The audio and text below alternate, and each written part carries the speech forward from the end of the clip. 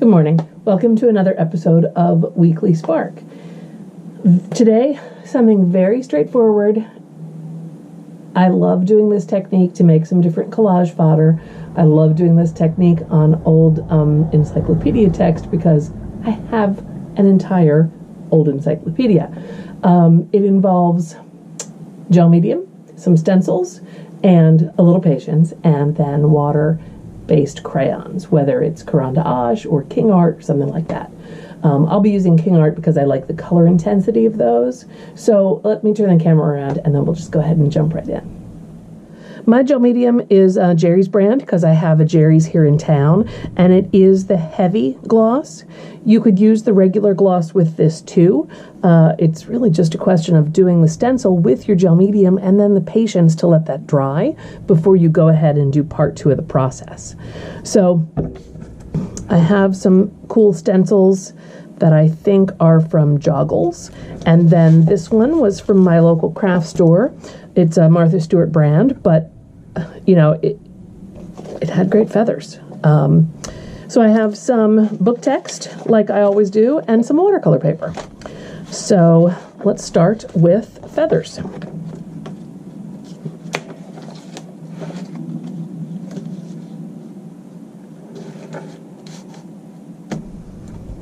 For the purpose of this, I'm going to tape my stencil down. I don't always do that. I usually just hold it. But since this one's kind of big, I can hold it here in the center, and that gives me a nice, secure placement.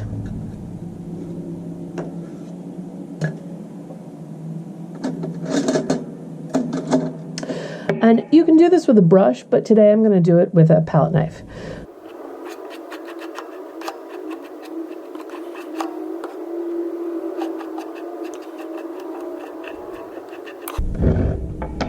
And I'm going to pick it up. That's it.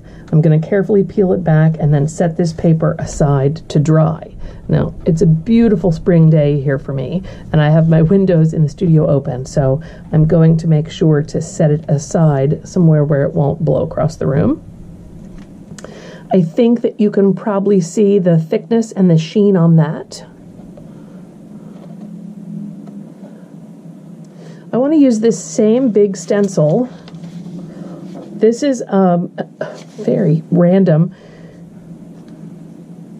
old cookbook, the kind where, you know, it was like Army Wives or something, right? So everybody brings in a recipe and then it's printed up and spiral bound. So I found it in the free bin at my local used bookstore, and I kind of couldn't resist. The paper has a nice yellow tone to it. I like that most of the recipes are handwritten. And there are some funny illustrations because I kind of like this owl, so it seemed appropriate to put a feather on this page.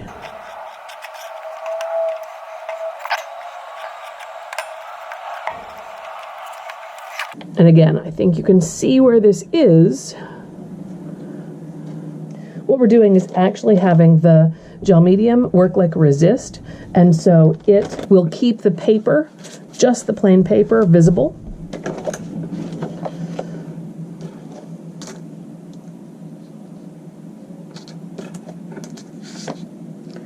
I'm going to do 2 on this because why not, since I'm not doing this for a specific project but just to play with this technique and to create some interesting pieces for collage later on. Okay.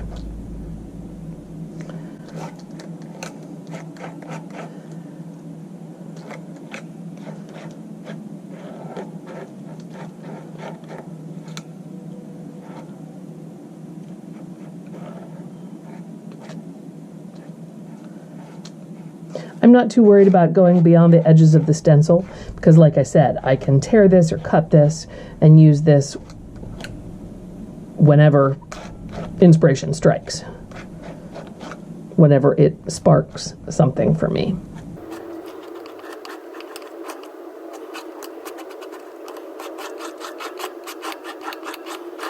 And it's okay if the design doesn't turn out to be perfect. You know, if I missed 1 or 2 cells in the stencil.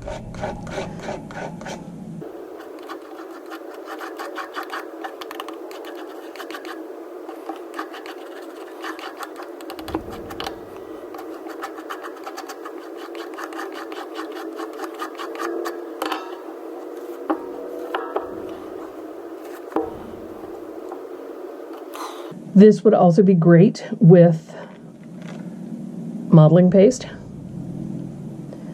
I'm getting raised up elements from just the thickness of the stencil, but this would be really cool with modeling paste, maybe tinted with some paint.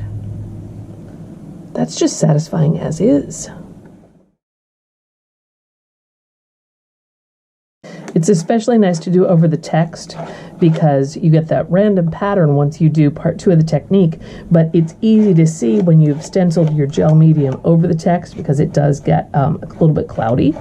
So that's nice when you're working just with the clear on top of, you know, whitish color paper. It really helps you to see when you have completed that whole section of the stencil.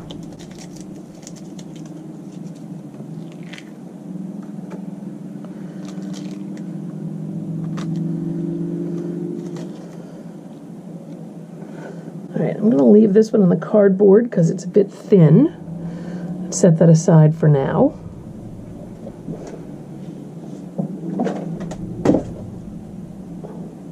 Alright, I'm going to clean my stencils and I'll check back in with you once those pieces are completely dry. Stay tuned. Okay, the gel medium that I stenciled on these pages is almost dry.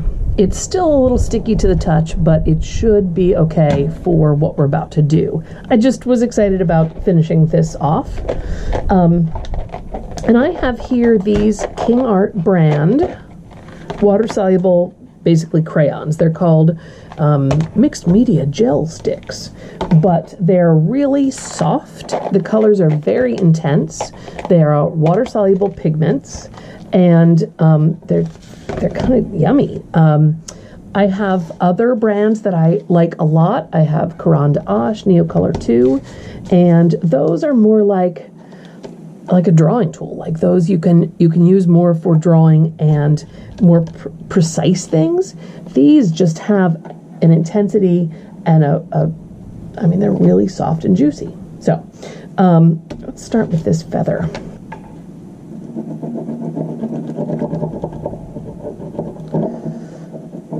I'm just going to scribble some of that on there.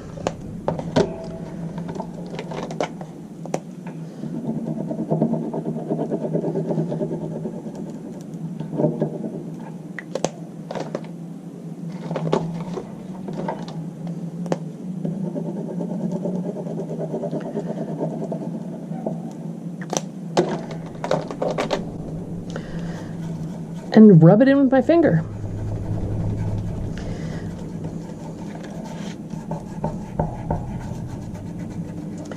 It's going to rub off of the gel medium. It's going to stick to the page behind, and a little water on my finger makes it even easier to do.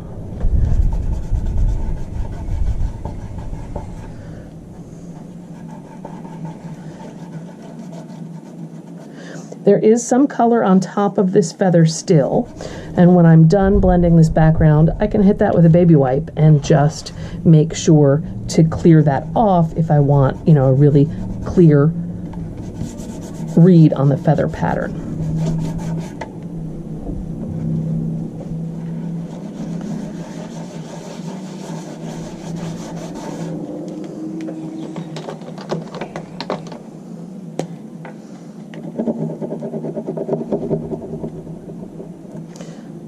Just going to hit a little more silver in there.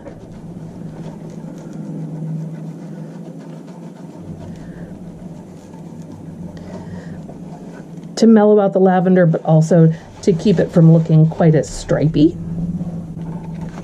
So that is just a beautiful transfer of a feather. That must be something that got stuck in the gel medium, but this is ready to be collaged into whatever I choose. You're going to see next, it's very different when it's on patterned paper. It's a little bit, I think, more interesting. So here's the other feather, and it's on this paper from an old cookbook. So this paper is a little bit more fragile, so I'm going to be careful not to rip it when I start, you know, vigorously rubbing color into it.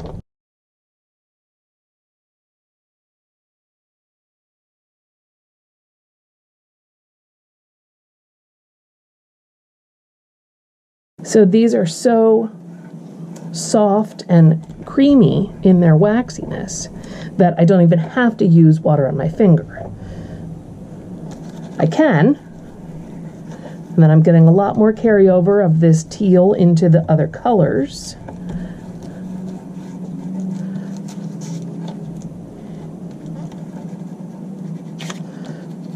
But it's a nice transparent color on the page too, so I'm not getting so much color that I can't see the text behind. So yeah, there was a little smear of the gel medium on the outside of the stencil. C'est la vie. I kind of like that on the owl. So now the other two patterns. Let's go with a different color palette.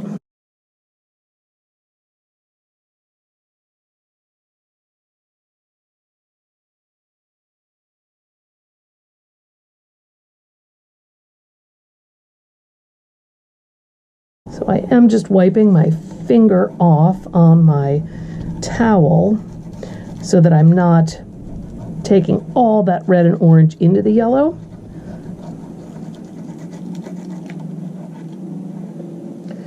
And then with that same towel,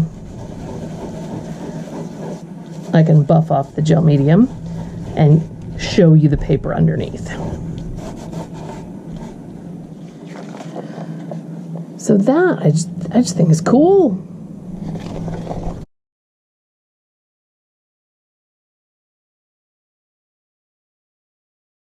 And it is, you know, a lot is coming off on the towel because that's everything that was on top of the gel medium.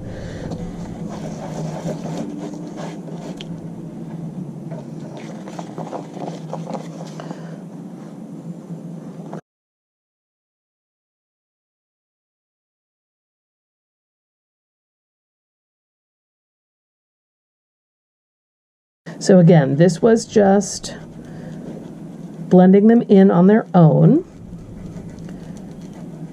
without any water.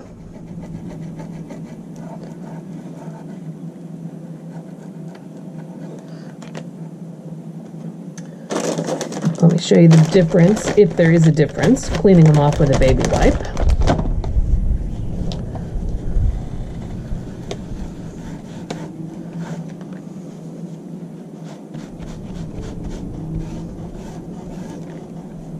Might be picking up a little bit of the color from inside the stencil, so it might be making it a little more, a little paler.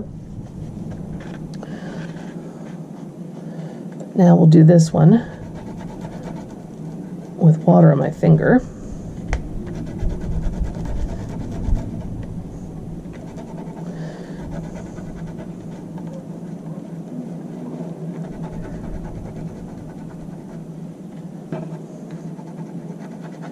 So it does go a little faster, a little less pressure necessary.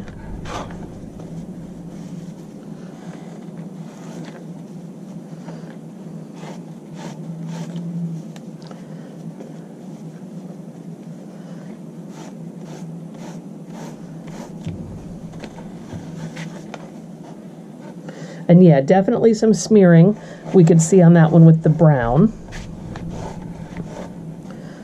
But some really cool patterns.